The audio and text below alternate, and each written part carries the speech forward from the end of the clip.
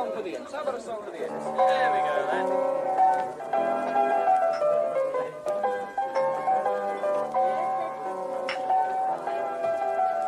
Come on, let's get some of the lads together. Let's have a good idea. Okay, yeah, all right. Come on, fellas. Get around the piano. Let's have a good go. Come on, then. Are you ready? Come on, you lot. Go on, then. Oh, 'tis our delight for the red and white, the Imps are here to stay. Oh, 'tis our delight for the red and white, the Imps are here to stay. Lincoln City are the team, the Radiants is their name. Stinsel Bank is their home ground and football is their game. So come and cheer them on, you lads, support them all the way. Oh, 'tis our delight for the red and white, the Imps are here to stay. Oh, 'tis our... Morning, everyone. Hope you're all well. Thought I'd do a quick morning dog walk. I actually thought it was going to be really cold, and I'm getting quite warm under a hat and a coat. I know it's frosty out there, but this sunshine is incredibly warm indeed. Thank you to those that are able to join live. You'll be able to join in potentially with the debate, and hello if you're watching a little bit later on YouTube, as I know many of you do, because many of you don't have the opportunity to join a live stream at 11 o'clock on a Thursday morning. So I wanted to do a little bit of a chatter today about strikers. Now, I wasn't on the podcast last night. That was Chris and Charlie, so I didn't get to have my two Pennisworth. And I've been doing some research, looking at some numbers. And I just really wanted to have a chat about our current strikers. Look, there's no doubt over the last 4 games, with clinical finishing, we would probably have taken 7 points. I can handle the defeat against Wycombe. We missed chances. I have to take that off. I'm sweating. Yeah, we missed chances. I accept that against Wycombe. And whilst it was 3-2 and 1 or 2 of the missed chances, you could have gone, well, actually, we could have won that. They missed a penalty. They missed a sitter. They deserve to win that. Tuesday night at Wrexham, a point would have been fair. Easy to say we should have won with the chances, but they missed a couple as well. And I think with decent finishing, we kill off Exeter and Bristol Rovers. So technically, we're 5 points short of the total that we should be through a lack, let's say, of clinical finishing. Now, let's not forget that these strikers have won us games over the course of the season as well, with some really good goals. Freddie Draper against Leyton Orient. I think Jovan scored against Leyton Orient as well. If I remember correctly, there was Cambridge United away. Our strikers scored. You know, Ben House has created goals as well as scored them. So we're not talking about misfiring strikers here.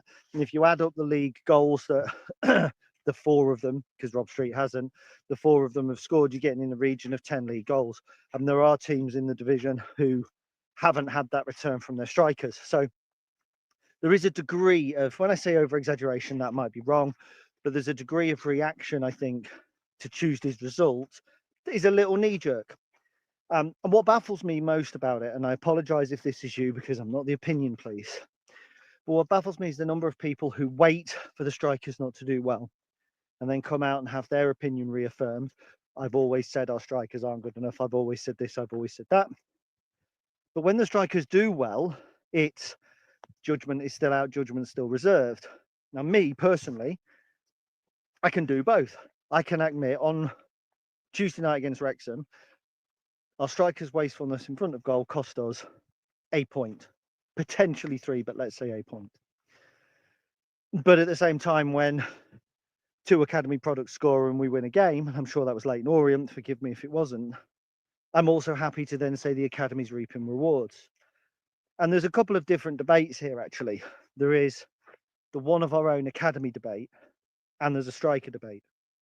Because a lot of people on Tuesday night were critical of Freddie and Jovan. They're not good enough.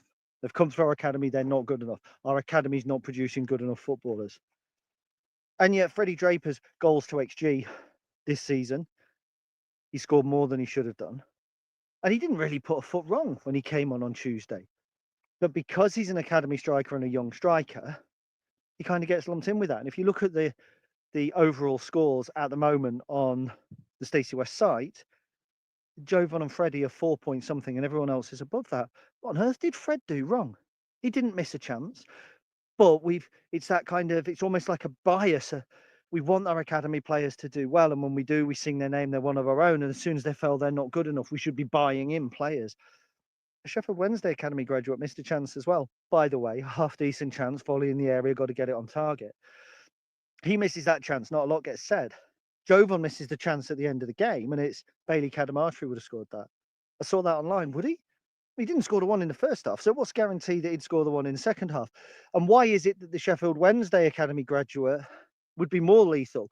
Why was it Freddie Draper would have scored that? Because actually Freddie Draper, when he gets shots on targets, very, very rarely are they do they get saved. If you look again at his percentages, he has a really good number of shots on target to goals. So why is it Bailey Cadamarteri is better than Freddie Draper? And I don't understand this. A lot of it's preconception. And Jovan's misses, you know, by misses, I don't mean his partner, if he has one. I mean chances that he puts wide. It has me exasperated because I can admit that while Jovan Makama has a lot of potential, he's not the finished article. And, you know, he finished against Chesham. That doesn't count. If you've read the article I've done, the FA Cup doesn't count, the EFL Trophy.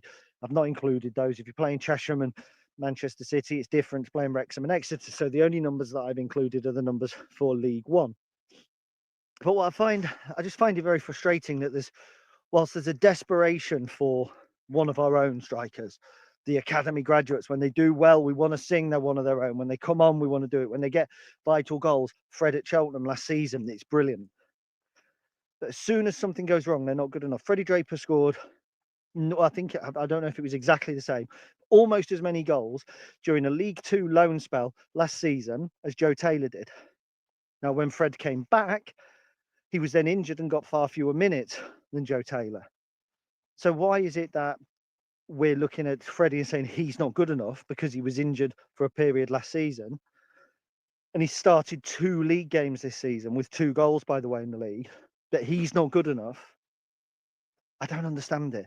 It's almost like there's a desperation to knock down players that are ours and to build up the players that we have in on loan, because if we have them in on loan and they go back, we can then be critical again of the club. Well, they haven't signed Joe Taylor. We didn't sign Tyler Walker. We didn't sign David Sommer. We didn't sign Ashley Grimes. So it's a lack of ambition. And it plays into this. I think it's almost psychological, and this is a little bit too much, to be fair, on a Thursday morning. But I think there's this psychological element to some supporters that they want to dislike the people running the football club because we feel the football club is ours. So when somebody else makes the decisions, it's natural to be critical. If you are in a team and your boss makes a decision, it's easy to criticize your boss's decision. And so I think that that's partly a psychological thing. And I think if there's anybody on here who has studied psychology, I'm sure the psychology of football fans desperately wanting to knock down any notion of success and be critical of almost everything the club do, unless they're winning 6-0, 5-0 and 5-2 or 5-1 in the space of 3 days. You know, apart, if you take that, brilliant, everyone's on board. Outside of that, they're not. The best times that we had as Lincoln City fans were 2016-17, because we won the National League, got to the FA Cup quarter-final, got to the FA Trophy quarter-final. The following season, there was so much criticism of our strikers, so much criticism of our team. Even though we won the Checkatrade Trophy, even though we came into the playoffs, there was still criticism. And it's almost like there has to be. And I appreciate that opinion is opinion. And I'm going off on a tangent a little bit here, but it does always baffle me. We are 9th in League One at the moment. It's the lowest we've been in League One this season, all season. We've just played the top 2 home and away. And by the way, scored 2 against the team that are top and should have scored against Wrexham, but didn't. And it's a crisis because a young striker has missed a couple of chances. And yes, his goals to XG is low. Yes, he is missing chances. Yes, his finishing does need work. I acknowledge all of that. I'm not coming on here to try and tell you that Jovan Makama is a lethal striker in waiting. But I don't think some of the reaction, and certainly some of the very personal criticism towards Jovan is justified. Criticism is justified. The chance that he missed, the first one, not the second one, the first one, it wasn't a great miss. XG was 0.37, which means on average, once every 3 times that chance occurs, somebody scores it. And he's obviously missed a couple of other chances going back But if you look, his actual shooting percentage is of all the strikers that we've had, based out on the article that I did earlier today. He's actually around 11th or 12th for missed chances. There are players who missed a lot more chances. Joe Taylor and Tyler Walker missed more chances as a percentage than Jovan Makama has this season. I think that's interesting. But again, it's perception. And people will tell you that I can make stats say whatever I want. And as I said in the article, and this is before I go on to talk about our strikers, as I said in the article, the eye test, the famous eye test, I know what I see, is the most unreliable of all forms of judgment for footballers, because your eyes are biased, because your eyes are only feeding information to your brain, and your brain then processes that. And people that don't like Jovan Makama will see him miss and go, that proves what I believe. And when he scores a goal, like at Chesham, people go, that proves he's got potential. So what you're actually doing there is you're looking to prove a preconception already. You're not looking at something, and when I say you, my apologies, I mean everybody. I'm not just talking about people who have been critical or protective of Jovan. Generally, everything you see is already backed up by some form of preconception or opinion. And it's the people who are willing to look and make a judgment based on an individual action and then not carry that over to the next game and the next game, or to carry it over, but be able to make the individual judgment at the time. And I like to think, or I try to think, that I do that. Jovan Makama has not been good enough in terms of finishing, not in terms of his overall play, in terms of finishing, probably since he came back from his little injury and he signed his contract. Before that, he was extremely good, but there was a huge amount of people who were not willing to accept that or were not willing to see that. And I just find psychology fascinating, and I find the psychology behind football fascinating, particularly behind being a football fan. How the biggest arguments are not between Lincoln and Grimsby fans, or not between Mansfield and Lincoln fans, not even sometimes between, I don't know, Rangers and Celtic fans. That's a bad choice, actually. They don't really like each other. But often it's actually between fans of the same club. The first football fight I ever witnessed, proper fight. I mean, I ran away from people in York in 1993 when I was 14, and I was fucking terrified. Was between two Leicester City fans arguing about Peter Taylor on a management course that we went on Monday, to a point where they were pushing and shoving in each other's faces. And we'd put them together because they're Leicester fans, they'll get on. And it's really strange how that happens, that you can grow to dislike supporters of your own team more than you can grow to dislike supporters of your feared rivals. I just think it's crazy. So just a couple of people watching before I crack on. So I've got Steve Barton watching. Hi, mate. He will be somewhere just over there by the looks of things. I can see Lau, so I hope you're all Steve. Steve Race is sat at his desk. Don't tell his colleagues. I'll do my best not to unless they're watching. Price Andrew. I thought that said Prince Andrew for a minute, but we got tainted royalty on. In Jovan, I trust. I think the problem is the two strikers aren't playing as a pair. We'll come to that. Steve Freeston thinks there's a lot of entitlement going around, Gaz. I think as football fans, we all feel a degree of entitlement, and it's how you manage that. I think as soon as you're sick, you expect to be fifth or fourth or third, rather than going, actually, we thought top 10 would be decent. We're sixth now. Okay, we've dropped down to ninth. You think about what could have been, not what was. You know, some people, if somebody won 100 grand on the lottery, there would be a lot of people who go, that's great. And then if there were one number out on the next thing, they'll go, oh, only one number out from getting 500,000. I think it's that sort of thing. Emily Rook, good to see you, Emily. Hope you're well. As fans, are we more invested in our academy players? We want them to succeed so badly because we're on a journey with them. So when they have that blip, it hurts more, stronger reaction. It's only because we care. Some supporters, yes. There are a section of supporters who don't think the academy is doing what it should be doing. They think it should be producing a Wayne Rooney every 2 or 3 seasons. And I think that kind of plays into the entitlement. We invest a lot in the academy. What are we seeing? Well, 100 games Sean Rowan. But then they go, oh, well, Freddie's not good enough, or Jovan's not good enough. So they want to use that then as an argument, as a stick to back up their opinion. It goes back to that eye test. Their preconception, their fixed opinion is that the academy is not producing good enough players. And they were unwilling to accept the evidence that it is. Sean Rowan. Oh, Sean Rowan's not one of ours. We got him in when he was 16. Yes, that was the reset of the academy. You've got Denny Oliver coming through now. Well, he hasn't played yet, has he? We've seen it all before. Seen it with Connor Robinson and Ollie Ryan and things like that. Different eras, different times. But it's looking then for evidence that supports a theory, not looking at the evidence and then creating the theory. The academy is developing very, very well. Look at what we did to Bolton Wanderers the other night. gone to beat Bolton Wanderers under 18s with a striker that cost them, I am told, something like £500,000 to bring in and cultivate, and we kept him quiet. The academy's growing. We will continue to see benefits of the academy. There will be players like Bailey Adamson who gets rave reviews in the academy and doesn't make it. That's not indicative of the academy failing. Anyway, Chris Keneally, well, he's an academy supporter. As soon as someone says Jove and Freddie or anyone is shit, he ignores. They're clearly professional footballers. They're clearly not shit. Don't get me started on those hating academy players. Vested interest. But what the thing about Chris is that he's watching the academy, seeing the academy, and you can see some of the young talent. And Dakara Weafer, I think, is one that's likely to come off the production line soon. We've seen Zayn Okoro break into the first team, do outstandingly well. Weaver's outscoring him in the academy. We've got some really good young players in there. But how will those players feel looking at Jovan Makama, who Zayn has already admitted, Zayn Okoro has already admitted Jovan has helped him and given him advice? How will they feel if we come to offer them their first professional contract and he's getting pelters on social media, 20 years old, playing in a League One team, misses, I'm going to say, a couple of chances against Wrexham, scores against Orient, misses one against another team, and he's then the villain?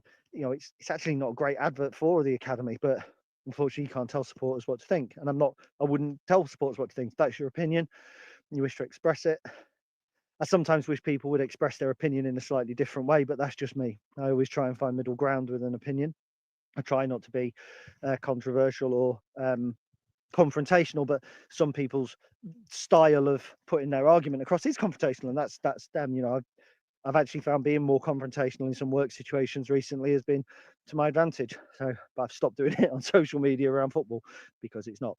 And good morning to Robert Haddon. Hope you're well. Now, the numbers that I have done this week actually show some really interesting stats. It backs up an argument that perhaps it's time for Jovan to be given a little break from the limelight and for us to look at rotating between Ben House, Freddie Draper and Bailey Cadamarteri. Now, there are pros and cons for each. I think Ben House is an automatic starter. Goal involvements per minute, he's quite high up. He's got a couple of assists, but we need him to form a partnership, and somebody a little bit further up, I think it was Andrew Price, said they're not forming partnerships at the moment. And when you think about John Marquis and Tom Hopper, we had that problem when we went 3-5-2 towards the end of Michael Appleton's reign. It was pretty much a struggle. You know, they played completely individually. And I remember a game where everyone was saying, "Oh, we've loaded the top. They're really giving them something to think about." We actually had two strikers playing completely individually from each other, and that can't be done. We've seen Freddie Draper and Rob Street in cup games this season, and they played quite well away from each other. I think I would like to see, and it may change the way we play slightly, but I would like to see Ben House partnering Bailey Cadamarteri for a couple of games, or Freddie Draper for a couple of games. Now, Fred actually is a really good finisher. He doesn't miss an awful lot of chances. It's about getting him in the position to score those chances. But if he's the man that's meant to be winning the headers or we're meant to pick second balls up off him, then he's not always going to be in those positions. If he's winning those headers, then it's Ben House that's got to get in there. So it's hard actually to pair House and Draper. Bailey Cadamarteri, goals per minute on the field in the league this season, I think he's top, if I remember correctly, top 4 of all the strikers that we've had since we've been in League One.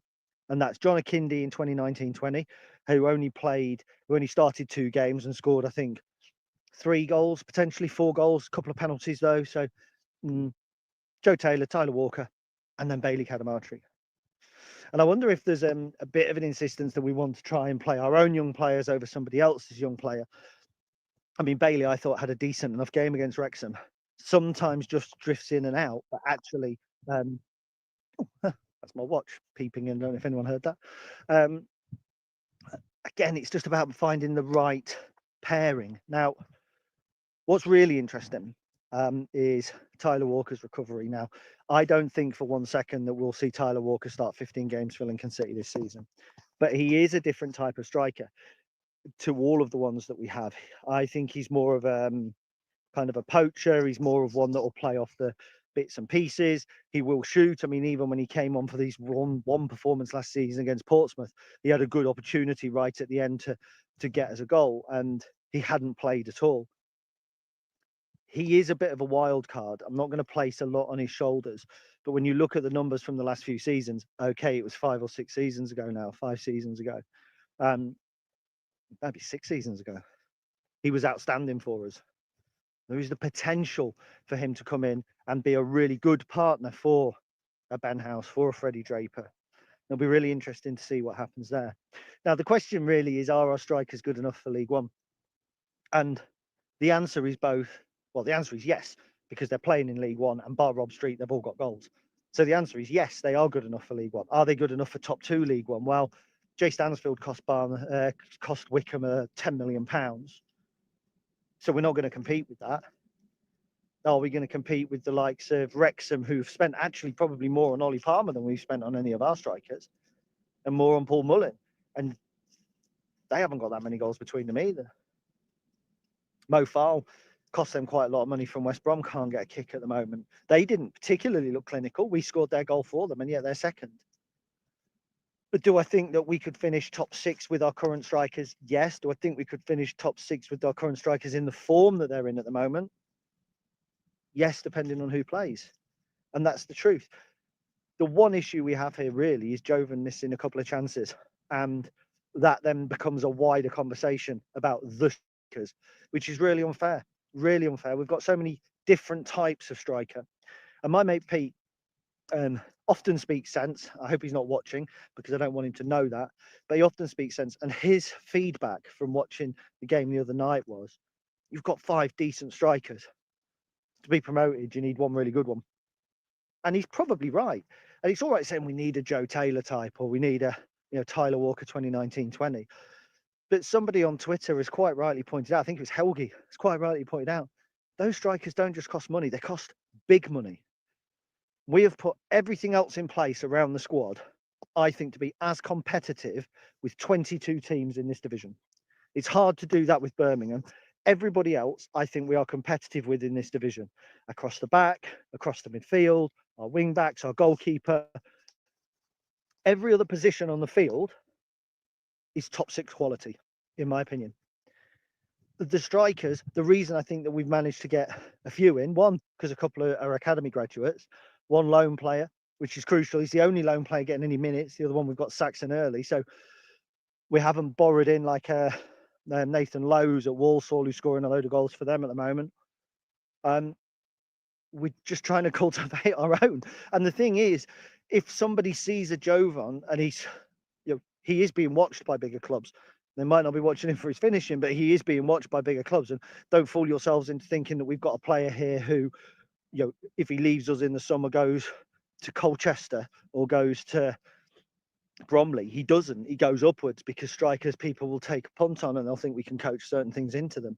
But if we could get money for one of those strikers, a Ben House or a Freddie Draper or a Jovan McCarmer, it will be 7 figures, and then you can reinvest that. Then you can look at a Mo Farrell, who's just gone to Wrexham for 500,000, but instead of sticking him on the bench, we invest in him as well, because that's how you climb up.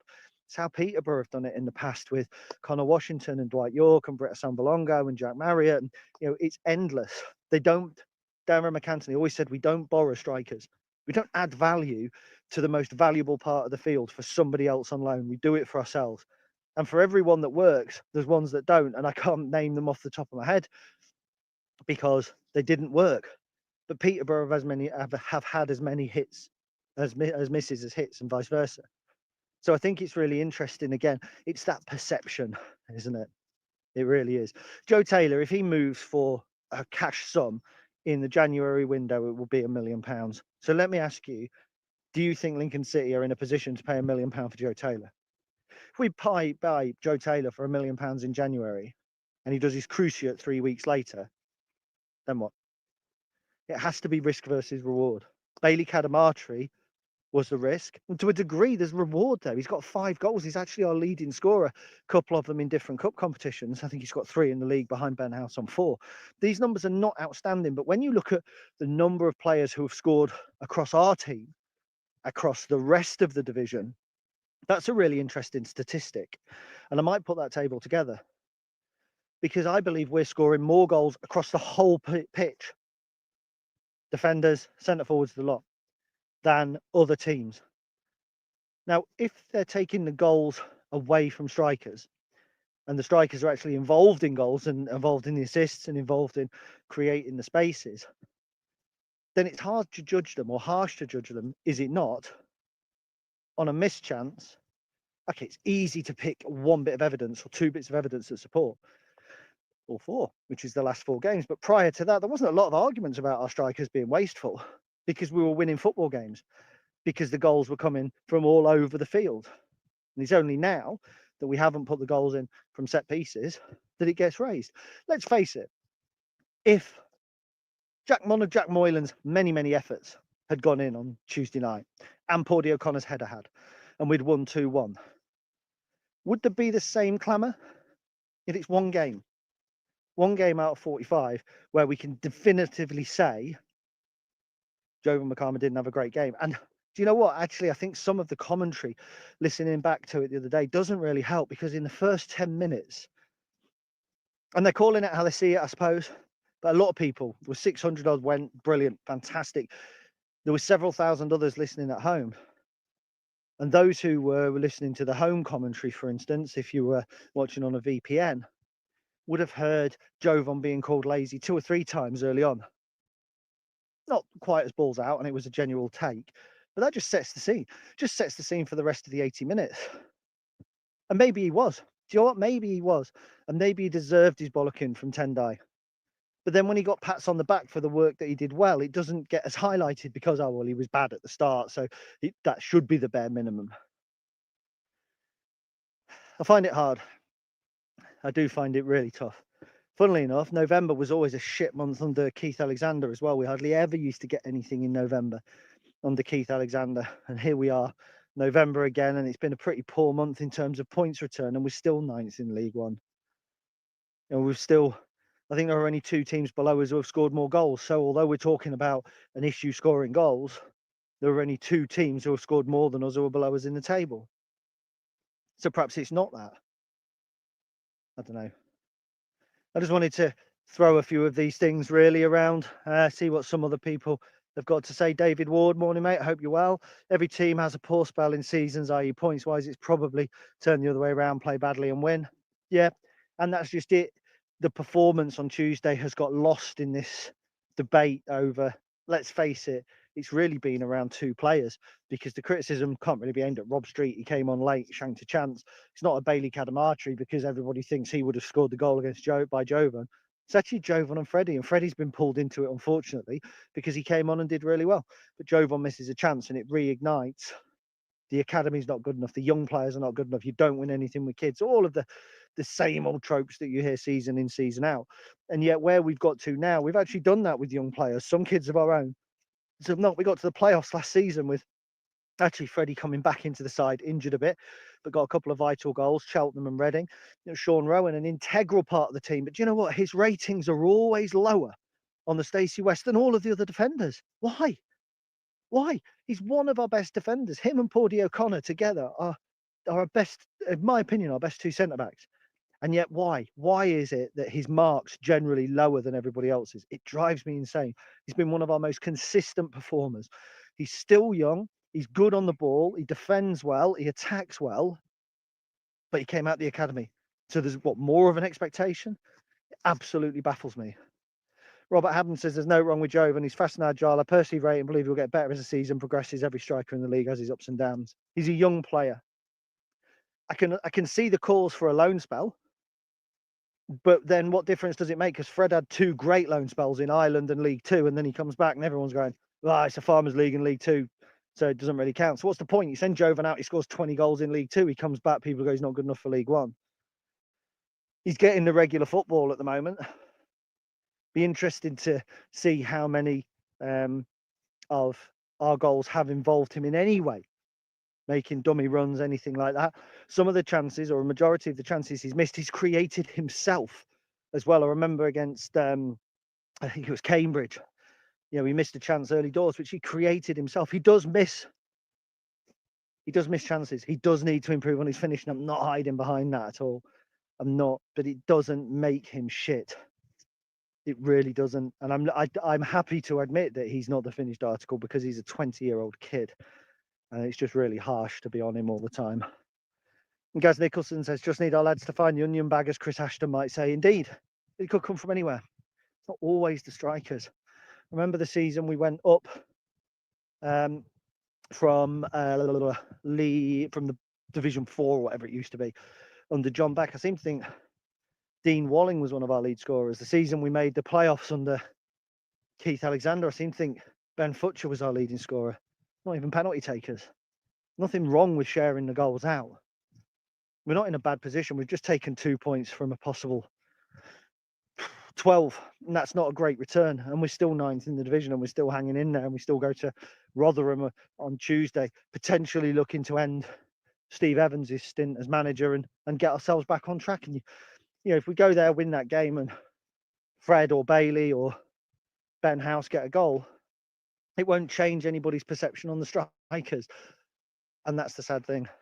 It really is. Right, well, that's 30 minutes. I'm sure you have all listened to me for far too long in your opinions now. Certainly longer than my dad is willing to listen to me on a match day. Thank you very, very much for your support. I hope we go to Crawley, get a nice win in the FA Cup, a big draw in the next round, at home, televised, lots of money coming in, and all of a sudden we might be able to afford the fabled 20-goal a season striker, which we haven't actually had in the Football League for many years. Johnny Benton, what a great comment to be finishing on, and I'll leave you with this. Keep creating chances. Jovan will bag plenty. It's easy to call people shit and change your mind when they turn good. Yes, it is.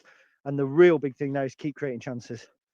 Because as I've said a million times before, Danny Cowley once said in a post-match interview, I don't mind players missing chances, I mind teams not creating them. Because if you keep creating chances, they will eventually go in. And when that starts, you'll be a success and everybody loves you. Up the Imps.